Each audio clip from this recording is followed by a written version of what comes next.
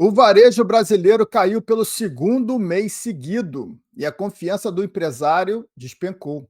O déficit fiscal só cresce e o sinal claro de economia, que a economia está indo para um cenário cada vez mais próximo da estagflação. Vamos falar de Brasil, né? Nesse cenário aí de incerteza, risco fiscal, guerra política, né? Narrativas para um lado e para o outro, eleição ano que vem, toda essa incerteza já vem provocando aí muita reação do mercado aqui, muita volatilidade no curto prazo. E agora a gente começa a ver os dados do varejo, que praticamente entrou em recessão, né? Um número negativo pelo segundo mês consecutivo. Então, a alta de juros no Brasil já está fazendo o efeito da contração. O brasileiro já deixa de consumir, começa a se endividar, os juros ficam cada vez mais altos, então o crédito fica cada vez menos acessível, então a economia começa a desaquecer, né? Então, enfim, depois de todo esse ciclo de alta de juros, a gente começa a ver de fato o brasileiro parar de gastar, né? Mas não vamos falar que a culpa, né, da inflação é a culpa do brasileiro que gasta, né? O importante aqui é que a situação fiscal brasileira, todo o déficit gerado pelo governo nos últimos anos e que continua acontecendo, né? Quando o governo se endivida, eu já contei aqui para você que ele emite títulos de dívida, os principais financiadores da dívida brasileira são os bancos, e os bancos conseguem, com essa garantia do governo, aumentar a carta de crédito no país, né? Então a moeda em circulação ela aumenta também pelo déficit, pelos programas sociais e também aumenta com esse aumento do crédito, né? Então o crédito mesmo ainda caro ainda estava acessível até que o juros chegou no patamar que estamos vendo agora e começa a fazer efeito. E se o governo estivesse tendo um equilíbrio fiscal, era possível que, em algum momento, a gente começaria a ver uma deflação no Brasil, quando a inflação para de subir e passa a cair. Mas não é o que está acontecendo. Mesmo com a inflação a 15%, uma inflação extremamente elevada, ela continua em alta, ela continua subindo. A última leitura foi de 0,26%, por cento, né? Então a gente continua vendo a inflação muito acima da meta de 2%, ainda acima de 5% no Brasil, uma inflação extremamente elevada, mesmo com toda essa contração.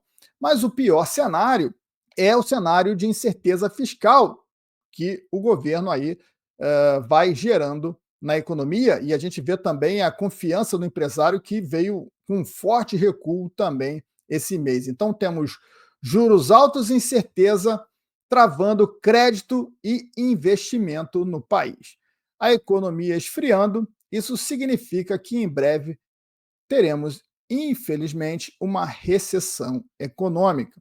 A economia ela vai contrair cada vez mais no Brasil. Infelizmente, isso vai acontecer, né? E o pior, né, que essa situação já aconteceu aqui no país, no governo Dilma, com baixo crescimento, a inflação vai voltar a subir porque o governo vai continuar aumentando o déficit. Então, os preços vão continuar em alta. O que está ajudando o Brasil nesse curto prazo a diminuir um pouco o impacto econômico é a queda do dólar lá fora. Como o dólar vem perdendo força, isso também ajudou no impacto, fortaleceu a moeda brasileira no curto prazo. Seria um péssimo sinal agora se o dólar americano estivesse ainda acima de R$ 6. A gente já estaria em recessão agora, nesse momento.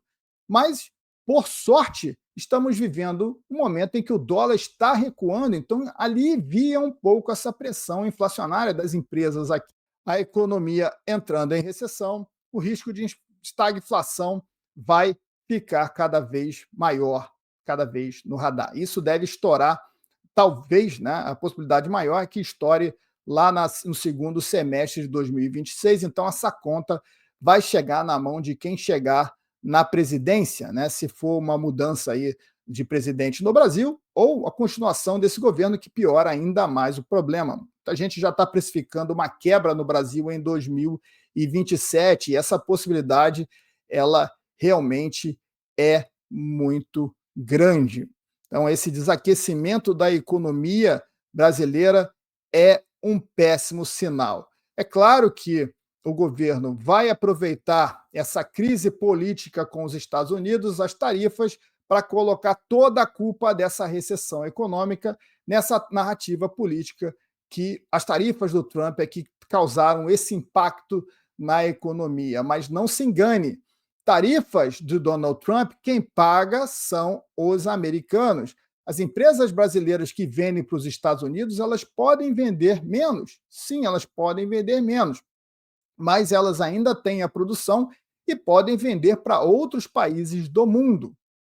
Podem vender para outros países do mundo. O que de fato impacta na economia é esse grande risco fiscal que estamos vivendo agora, esse desequilíbrio fiscal, toda essa gastança, toda essa situação que gera cada vez mais incerteza, e o Banco Central brasileiro, que está mantendo os juros a 15% e que possivelmente, né, pode cortar juros para tentar estimular a economia no que vem, para tentar ajudar a presidência, o Lula a tentar a reeleição, né? Eu não descarto que essa possibilidade possa acontecer. Tem gente do mercado acreditando que pode haver corte de juros em 2026, mesmo com esse cenário aqui de endividamento, como eu disse aqui, o déficit do Brasil também cresceu gigantemente aí no mês passado. Se nada mudar, vamos sentir no bolso o pior dos dois caminhos, preços altos e economia travada. Na Liga Lion você recebe análise diária sobre como esses dados se conectam e mais movimentos podem proteger e multiplicar o seu patrimônio. Faça a sua assinatura na comunidade dos leões do mercado financeiro.